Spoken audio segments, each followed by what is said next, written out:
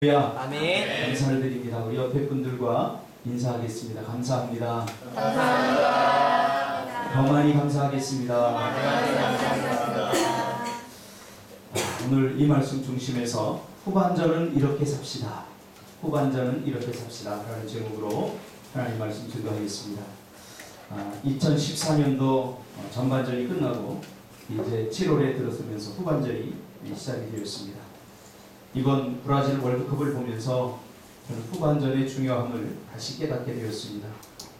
아무리 전반전을 잘 보냈다고 할지라도, 아무리 전반전을 화려하게 보냈다고 할지라도 후반전을 잘 지켜내지 못하면 결코 승리할 수 없는 것을 보았습니다.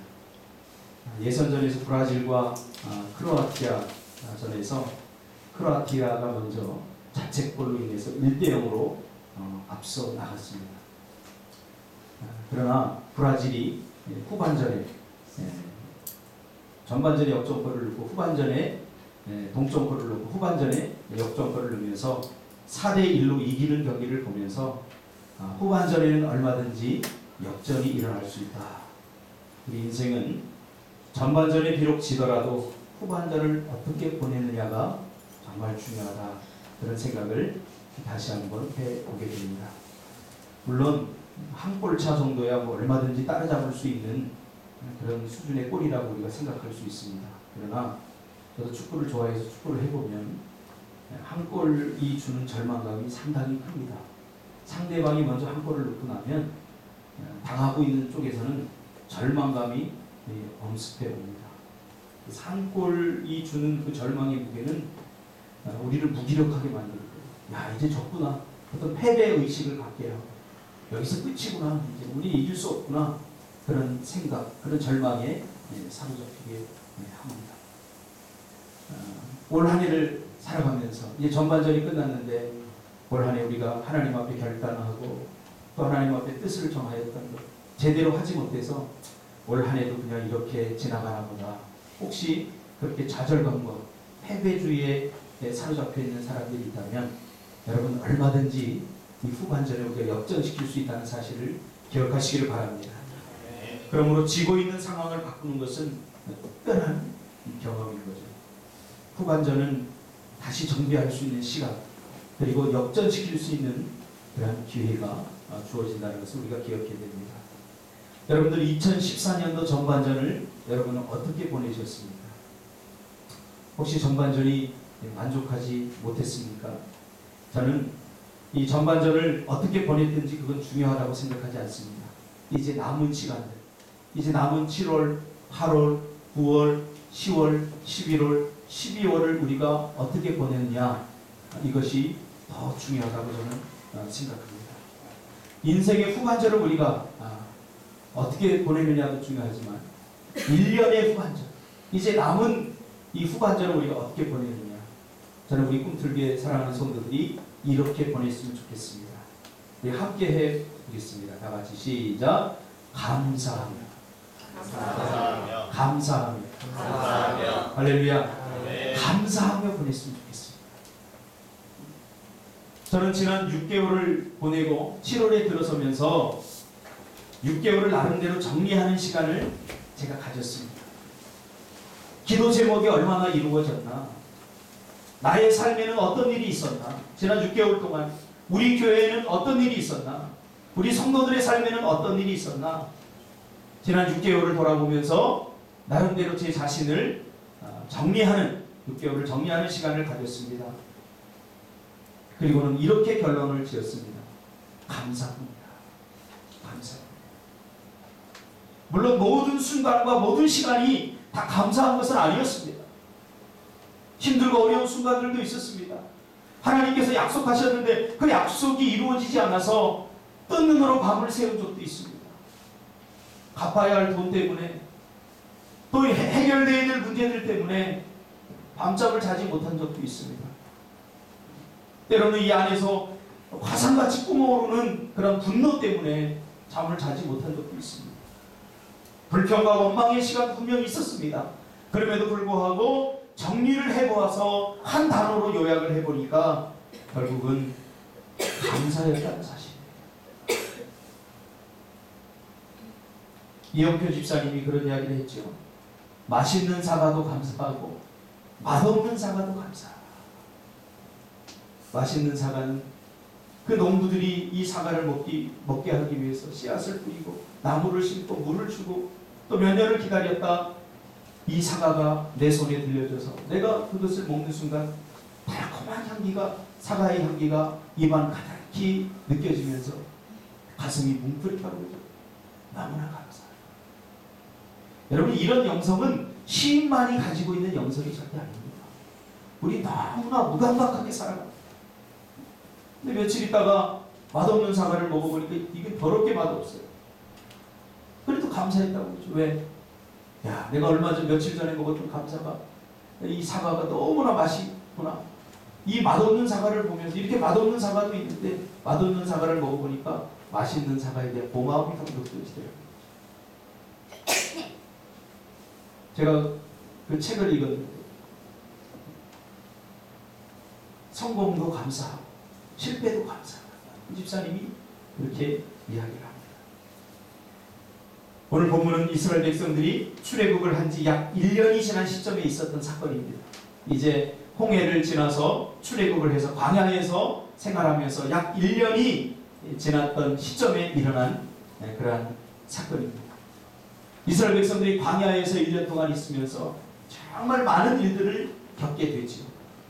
하나님은 도저히 살아갈 수 없는 광야에서 이스라엘 백성들을 불기둥과 구름기둥으로 돌봐주셨습니다. 그렇죠? 불기둥. 우리가 요즘 같은 이 더운 날 축구를 하러 가다 보면요, 구름기둥이 다 구름이 껴버리면 축구하기가 훨씬 쉬워요. 그러나 땡볕에서 이 축구를 하려고 그러면 이거 죽는 거예요. 하물며 이 광야에서 이스라엘 백성들이 그 뜨거운 그 장렬하는 태양빛에 그들이 열사병에 걸리지 않고 죽지 않을 수 있었던 이유는 하나님께서 낮에 이 구름 기둥으로 이스라엘 백성들을 보호해 주셨기 때문이죠. 또 해가 떨어지고 나면 추워집니다. 온도가 떨어집니다. 이 사막에서 무슨 얼어 죽느냐, 뭐 32도, 34도 되는데 그러나 온도가 2, 3도만 떨어져도 얼어 죽습니다. 그런 이스라엘 백성들 광야에서 어떻게 했습니까? 불기둥으로 그들을 따뜻하게 품어주시고 보호해 주셨다는 거죠. 뿐만 아니라 구름기둥과 불기둥은 보호해 주셨을 뿐만 아니라 내비게이션 역할도 했어요. 이스라엘 백성들이 갈 바를 알지 못하고 떠났는데 어떻게 이동할 수 있었느냐? 구름기둥과 불기둥을 따라 내비게이션처럼 이렇게 인도를 하는 거죠. 그뿐입니까? 굶주린 이스라엘 백성들에게 만나와 메추라기라고 하는 부패를 제공을 받은 거죠. 그렇죠? 요즘 그 정글의 법칙 이런 걸 보면 사람은 다 똑같습니다. 며칠 굶으면 눈에 뭐만 보이냐면 전부 다 먹을 거예요. 많이 배운 사람이나 적게 배운 사람이나 이건 구분을 할 수 없어요. 다 인간은 똑같아요. 배고프면 뭘 찾느냐면 먹을 것밖에 안 먹어요. 이스라엘 백성들이 그 광야에서 먹을 것 풀 한 폭이 없는 그 광야에서 어떻게 했습니까? 하나님께서 만나와 메추라기를 통해서 먹이셨다는 사실입니다. 그뿐입니까? 광야에는 물이 없습니다. 물이 없어요. 물이 없는 그곳에서 하나님께서 메마른 그 광야에서 물 한 방울 나오지 않는 그곳에서 하나님께서는 시원한 물을 마실 수 있도록 그렇게 하나님께서 은혜를 베푸셨던 거죠. 무리바 사건, 또 다양한 곳에서 하나님께서 물로 인도해 주셨던 거죠. 그뿐입니까? 이스라엘 백성들에게 희망을 날마다 순간순간 불어넣어 주었죠. 자신들이 앞으로 가게 될 땅, 절망할 때쯤, 1년이 지나니까 하나님께서 가나안 땅을 약속으로 주셨지만 1년 정도 지나니까 이제 조금 좌절하게 된 거죠. 우리는 그 가나안 땅에 언제쯤 들어가지? 하나님의 축복은 항상 약속의 형태로 주어지기 때문에 그 약속 시간까지 우리가 기다리고 인내하지 못하면 그 약속을 받아 누릴 수 없는 거예요. 그래서 이스라엘 백성들은 1년쯤 지나자 마음이 조급해지기 시작합니다. 야, 우리가 1년을 광야에서 이렇게 고생했는데 이제 우리 가나안 땅에 들어갈 수 없나 보다.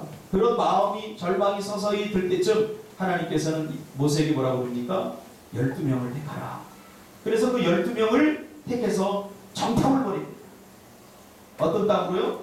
너희들이 앞으로 얻게 될 가나안 땅으로 정탐을 벌입니다. 죽어버리게 되는 거죠. 이것은 그냥 정탐의 수준이 아니라 이스라엘 백성들에게 희망을 주기 위한 사건입니다. 우리는 보지 않으면, 경험하지 않으면 잘 믿으려고 하지 않잖아요. 그래서 앞으로 너희들이 얻게 될 땅이 이런 땅이다, 이렇게 비옥한 땅이다 하는 것을 12명의 정탐꾼을 통해서 보여주는 그런 사건이죠. 그런데 그 가나안 땅을 보고 와서 이스라엘 백성들이 악평하지 않습니까? 그렇죠? 불평하고 원망하지 않습니까?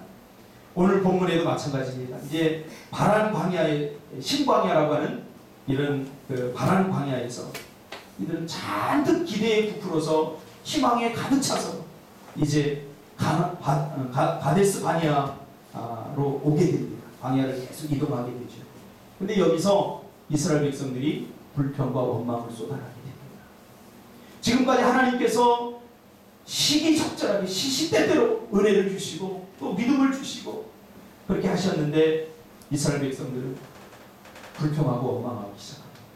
가나안을 보게 하셔서 이 땅이 너희 것이다. 그래서 잔뜩 기대감도 갖게 하고 이제는 이 땅을 너희들이 얻을 수 있다라고 하는 희망을 불어넣어 줬는데 불과 며칠이 되지 못해서 가데스 바니아에서 물이 없다는 사실 때문에 불평하고 원망하며 불평과 원망을 쏟아내기 시작하는 거죠.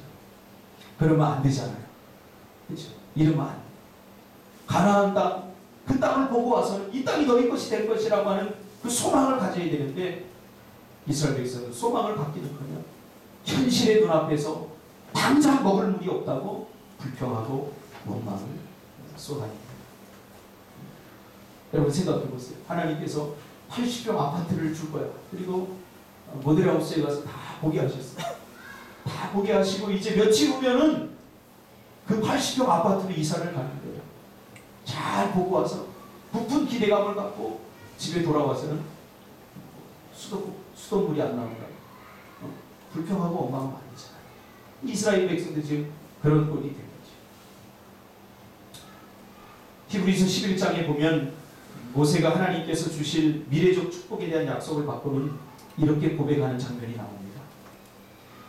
믿음으로 모세는 장성하여 바로의 공주의 아들이라 칭함받기를 거절하고 도리어 하나님의 백성과 함께 고난받기를 잠시 죄악의 낙슬을 누리는 것보다 더 좋아하고 그리스도를 위하여 받는 수모를 애굽의 모든 보화보다 더 큰 재물로 여겼으니 이는 상 주시는 이를 바라봅니다.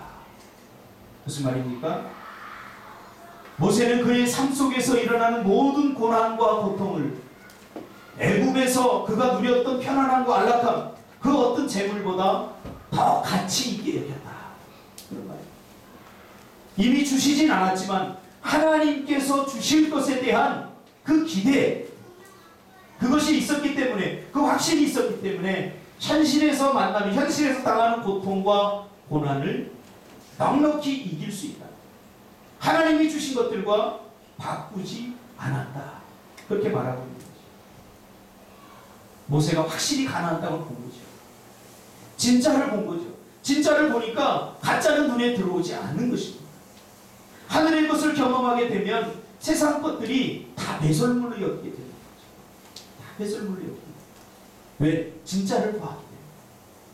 근데 이스라엘은 하나님의 그 놀라운 은혜들을 경험하고 광야에서 하나님께서 어떻게 인도하시고 또 어떻게 시기적절하게 은혜를 베푸셨는지 그것을 다 경험하고 말씀에 불구하고 여전히 그들이 현실로 돌아오면 여전히 불평하고 원망하게 됩니다. 여러분, 신앙은, 믿음은 현실에 있지 않습니다. 우리의 신앙은 미래에 있습니다. 미래가 없으면 현실을 이겨나갈 수 없어요. 하나님의 미래적 축복을 붙들지 않으면, 하나님의 미래적 약속을 붙들지 않으면 절대 현실을 이겨나갈 수 없어요. 그래서 우리 눈이 두 개인 것은 하나는 현재를 보고 하나는 미래를 바라보라고 두 개가 됩니다. 많은 사람들이 절망하는 이유가 뭡니까?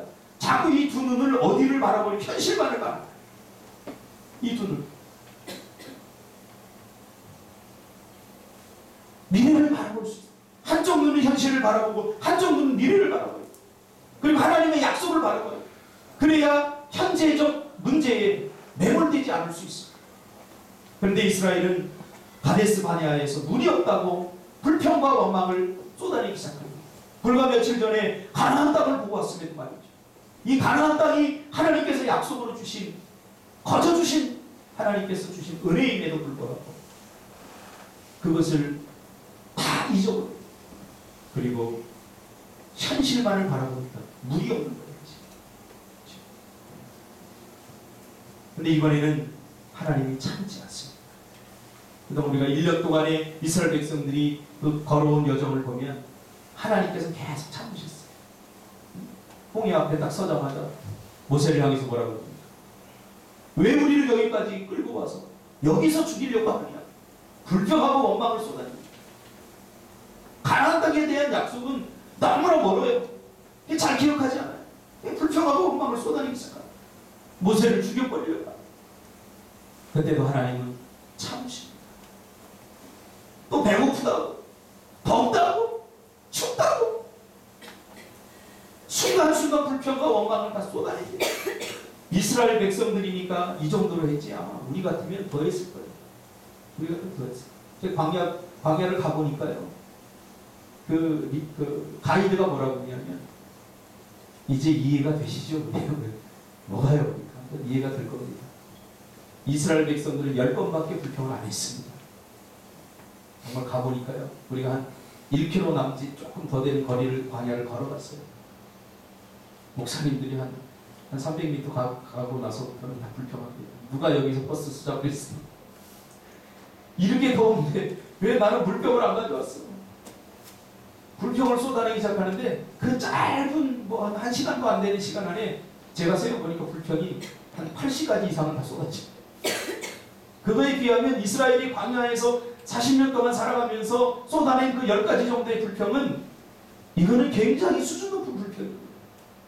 오늘날 우리도 마찬가지 아닙니까? 하나님께서 얼마나 많은 것들을 은혜로 주셨는데 우리는 감사하지 못하고 우리 안에서 마음속 깊은 것에 쏟아내는 불평들을 여러분 한번 다 여러분 눈으로 보십시오. 미래를 바라보지 못하니까, 하나님이 주신 약속들을 바라보지 못하니까 현재적 삶에 매몰되어서 불평과 원망이 쏟아지게 됩니다. 하나님은 이번에는 참으시지 않습니다. 이대로 두었다가는 안 되겠다 생각한 것이죠. 그동안 불평하고 원망할 때는 하나님이 다 참고 인내하고 기다려주셨고 그리고 채워주셨습니다. 그러나 이번에는 참지 않으십니다.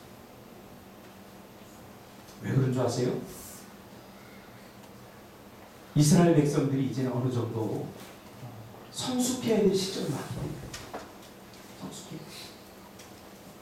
저도 신앙생활의 여정을 이렇게 역사를 확장해 보니까 제가 불평하고 원망할 때도 하나님께서 나를 이쁘게 보실 때가 있었어요. 그래도 응답해 주시고, 그래도 위로해 주시고, 그래도 응답해 주실 때가 있었어요. 그러나 그 시기가 좀 지나고 나니까 불평하면 이제는 회초리가 좀 들어요. 왜? 생각해 보세요. 좀 성숙해야 되는데, 성숙하고 하나님을 좀 이해하고 좀 성장해야 되는데 늘 같은 모습으로 불평하고 투덜대고 원망하는 그것은 하나님께서 꿈꾸는 이스라엘 백성이 아니죠. 그렇죠? 이 종의 근성이 남아있는 거죠. 가만히 제가 한 20년 동안 리더십을 연구하면서 깨달은 게 있어요. 리더가 될 사람과 평생 팔로워로 살 사람들을 제가 리더십을 연구하면서 이렇게 가만히 보니까 특징 중에 하나가 뭐냐면, 늘 삶 속에서 불평하고 원망하는 사람은 절대로 주인이 되지 못해요. 가게 하나 갖지 못해요. 그러나 주인의식을 갖는 사람, 주인의식을 갖는 사람은 항상 리더의 위치에 있다. 리더이지. 이게 제가 리더십을 20년 동안 연구하면서 우리 청소년들과 청년들을 키워오면서 제가 깨달았습니다. 불평하는 사람은 절대로 리더가 될 수 없고 주인이 될 수 없어요. 이스라엘 백성은 430년 동안 애굽에서 종살이를 했어요. 그래서 불평하고 원망하는 데 익숙해져 있었어요. 종들은 자기 게 없기 때문에 늘 불평하고 원망합니다. 자기 주체적 삶이 아니기 때문에, 자기 주도적 삶이 아니기 때문에 늘 불평하고 원망합니다. 그러나 주인은 원망하는 것을 못 봤어요. 조그만 가게에 가더라도요, 서빙하는 사람들, 팔로워들은요, 막 투덜대요. 주인이 뭐 어떻게 하라고 그래서 막 죄송합니다. 주둥이가 이렇게 나오시고 인상 막 쓰면서 이렇게 막 합니다. 그 주인은 달라요. 여러분 주인이 되려면 불평하고 원망이 살아요. 주도적인 인생을 살려면 불평하고 원망이 살아요. 제가 어릴 때 이걸 깨달았어요. 제가 어릴 때 저희 어머니에게 뭔가 사달라고 하면 저희 어머니는 제가 막 투덜대고 왜 이거 안 사줘? 친구는 이거 있고 이거 있는데 나는 왜 안 사줘? 그러면 혼내지 않고 사줄 때가 있어요. 어느 정도. 매를 들지 않고 그럴 때가 있어요. 근데 제가 보니까 한 4학년, 3학년, 4학년을 지나면서 그때부터는 이렇게 불평하고 원망하면 더 이상 참지 않으시더라고요. 그때부터는 몽둥이를 드시고 제가 시골에서 어릴 때에 부식개이 같은 거 종아리를 떼니다. 왜? 시간이 지나면서 하나님은 우리가 성숙하게 더 하나님의 마음을 이해하게 됩니다. 우리 꼬맹이들 제가 키우면서 보니까 피곤해. 우리 애린이 이제 어느 정도 커서 좀 더워도 덥나 보다. 그리고 무더니 이렇게 참고 인내하는 게 있는데 우리 꼬맹이 둘이는요. 조금만 더우면 엄마 더워서 못 살겠어. 수영장 가자. 우리는 수영장 가서 바닷물이 차다고 불평하는 거예요. 뭘 사주면 후회해요. 사주고 나서. 왜? 사주면 마음이 안 된다고 투덜 거예요. 그래서 우리 집사님은 왜 사주고 욕먹냐? 제가 사주지 말자. 원했던 걸 사줬는데도 이건 이래서 나쁘다, 이건 저래서 나쁘다, 이건 언니 거보다 나쁘다. 그럼 투덜대고 그렇게. 그때 마음에 드는 게 뭐예요? 괜히 죽어도 욕먹는다. 사주고도 욕먹는다. 후회가 나. 그때 깨닫게 됐어요. 이제는 더 이상 불평해서는 안 되는구나. 그래서 조금 이제 뭔가 엄마 사주세요 하다가 엄마가 딱 눈을 딱 보면 이제 눈치가 빨라갖고 더 이상은 졸르면 안 되겠다. 그렇게 하는 거죠. 하나님에게도 마찬가지. 왜 이스라엘 백성들이 불평하고 원망하는 것을 하나님께서는 너무너무 싫어하셨을까요? 두 가지 이유가 있다고 생각합니다. 첫째로는 이스라엘 백성들은 공동체입니다. 공동체. 한 사람 중요하지만 이 한 사람 한 사람이 모여서 하나의 공동체를 이루었어요. 그런데 불평과 원망은 전염이 되기 때문에 불평과 원망은 절대로 나 혼자 한 사람의 문제로 끝나지 않아요. 내가 불평하면 그 불평은 옆 사람에게로 전염이 됩니다. 제가 귤을 사보면 그걸 느낄 수 있어요. 귤이 멀쩡해요, 살 때. 근데 며칠 있다 가보면 이게 다 썩었어요. 이유가 뭐냐면 하나의 귤이 썩었는데 약간 물컹물컹한데 이게 괜찮겠지 하고 놔두면 이곳에서부터 썩은 게 전염이 돼서 곰팡이가 돼서 귤 전체를 다 못 쓰게 만들어요. 하나님은 이스라엘 백성 한 사람 한 사람을 사랑했지만 이스라엘 공동체 전체를 하나님께 사랑하셨어요. 왜? 하나님께서 원하시는 것은 한 국가 이렇게 되면 하나님이 왕이 되고 하나님이 통치하고 다스리시는 그런 국가, 이방과 다른 그런 민족을 만들어내기를 원하셨던 거예요. 한 사람은 하나님은 탁월한 한 사람을 원했던 게 아니에요. 탁월한 하나의 공동체를 원했던 거예요. 하나님은 교회 안에서도 마찬가지입니다. 교회 안에서도 탁월한 한 사람을 원하는 것이 아니라 탁월한 공동체를 원하십니다. 그런데 한 사람이 불평하고 원망하면 그것이 금방 전염됩니다. 한 사람이 원망하면 그걸 듣고 있던 사람도 괜히 짜증이 나고 기분이 나빠지고 스트레스가 쌓입니다. 이건 제 이야기가 아니라 하버드 리더십 센터에서 연구한 바에 의하면 한 사람이 불평하고 원망하면 그걸 듣고 있는 사람이 기분이 좋은 게 아니라 기분이 나빠지고 짜증이 나고 스트레스가 쌓입니다. 그래서 그걸 다 듣고 나면 나도 이제 누군가에게 불평하고 원망하게 되어 있다. 그래서 여러분 옆 사람이 원망하고 불평하고 죄송합니다. 아구창을 한번 날리시기를 주님의 이름으로 축복합니다. 이게 나를 죽이는 거 아닙니까? 불평과 원망은 절대로 한 사람 문제로 끝나지 않아요. 가만히 여러분 가족 속에 생각해보세요.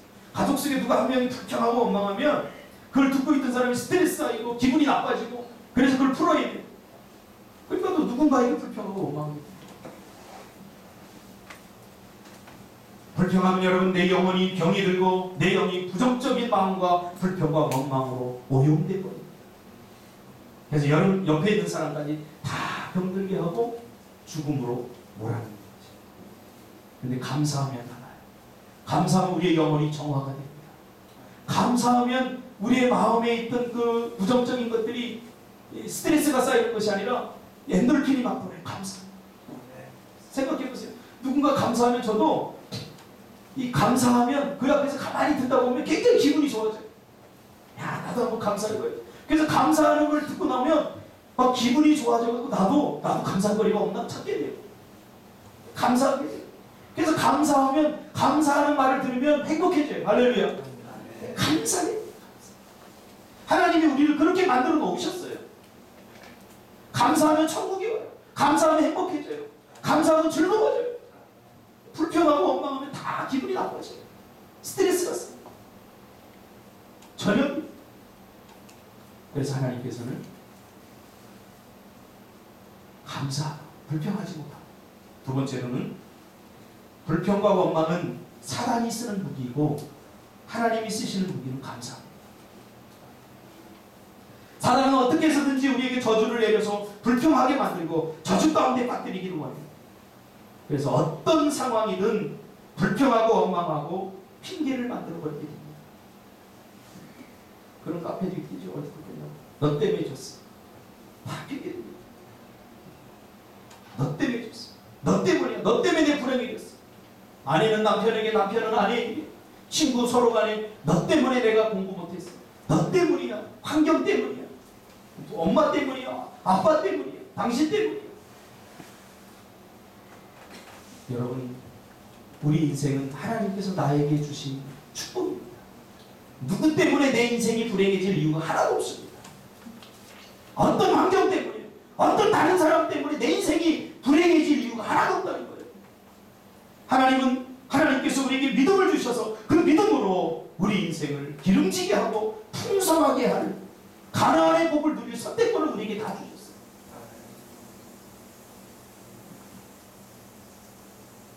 너 때문에 하는 동안 행복합니다. 절대 행복하지 못해요. 여러분, 감사는 선택입니다. 불행도 선택입니다. 여러분들이 지금 불행하다면 여러분들의 선택의 결과입니다. 여러분들이 더 좋은 것, 감사할 것 선택할 수 있음에도 불구하고 그것을 선택하지 않았기 때문에, 불행을 선택했기 때문에, 원망과 불평을 선택했기 때문에 불행해지는 거예요. 얼마든지 감사를 선택할 수 있어요.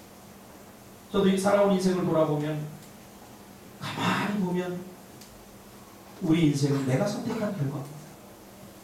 내가 현재 무엇을 선택하느냐, 그것이 내 미래를 결정합니다. 믿음으로 하나님의 약속을 붙잡고 감사를 선택하면 감사의 길을 걷게 되고 그 결과는 감사뿐입니다.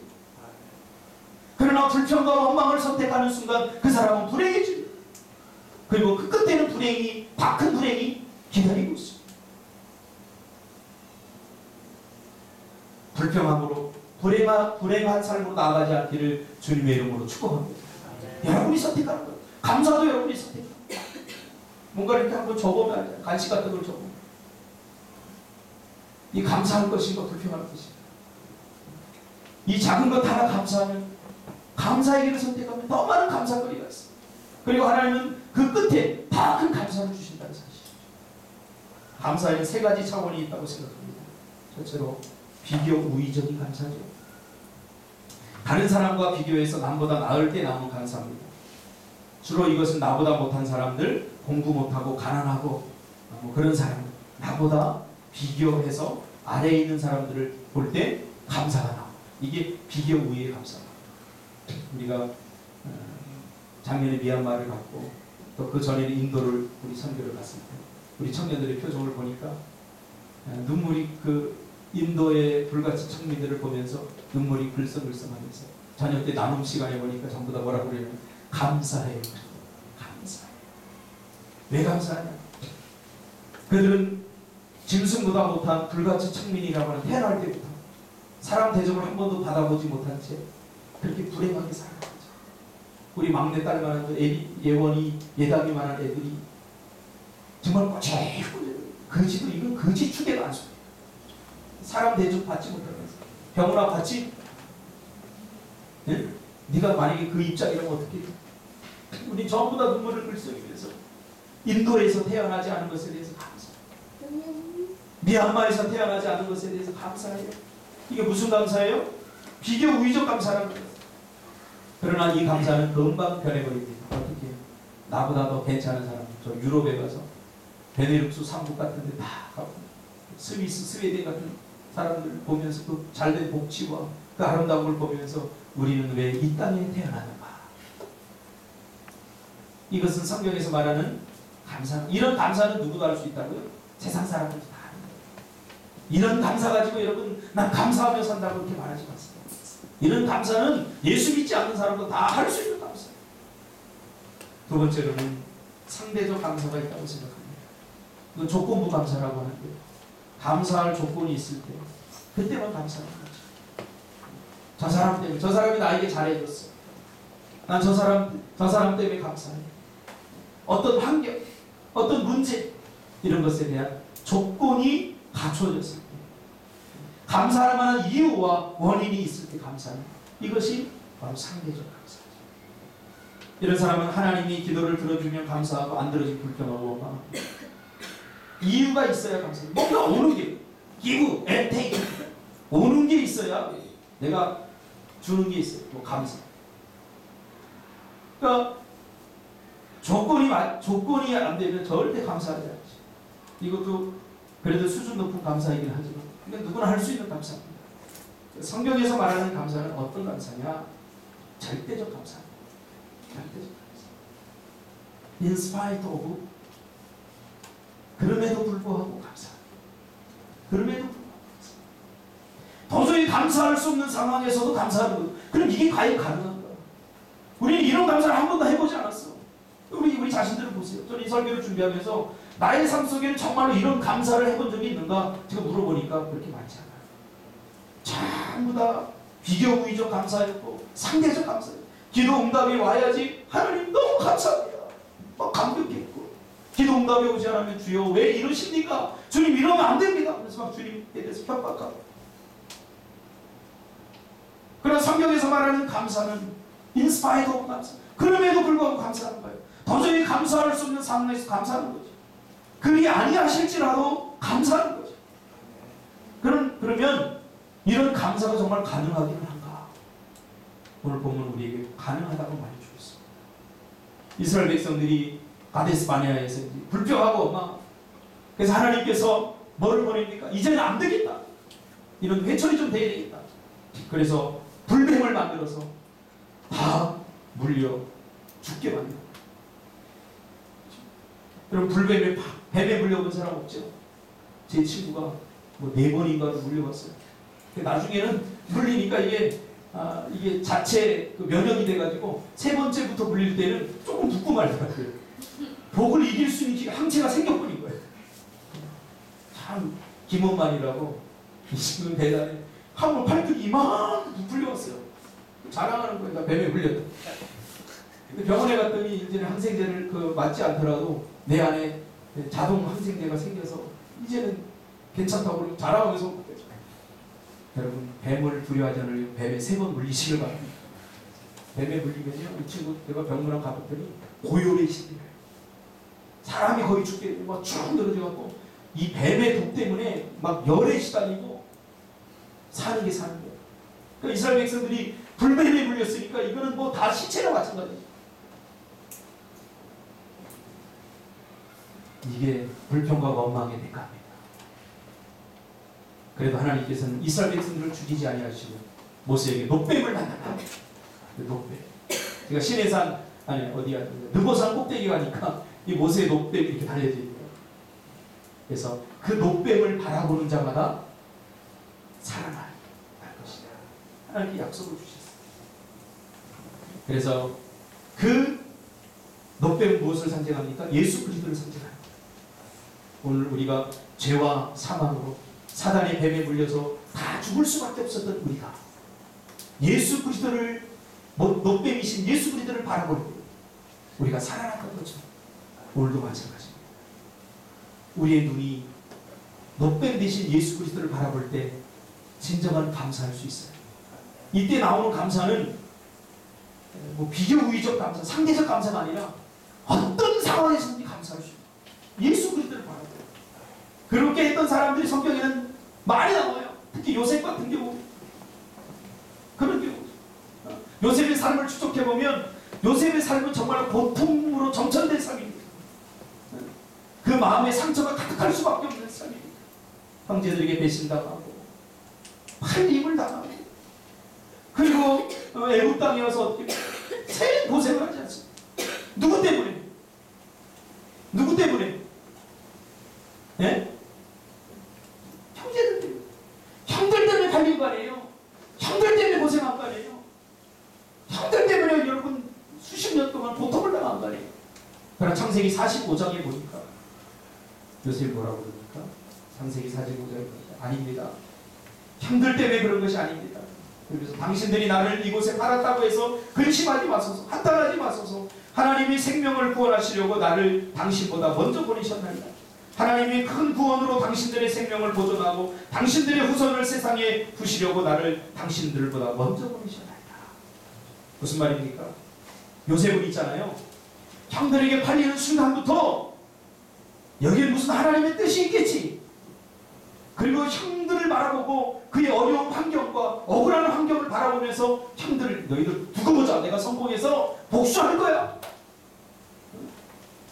분노와 복수를 가지고 사는 것이 아니라 그 순간부터 팔리는 순간부터 요셉의 마음속에는 여기에는 하나님의 뜻이 있겠지.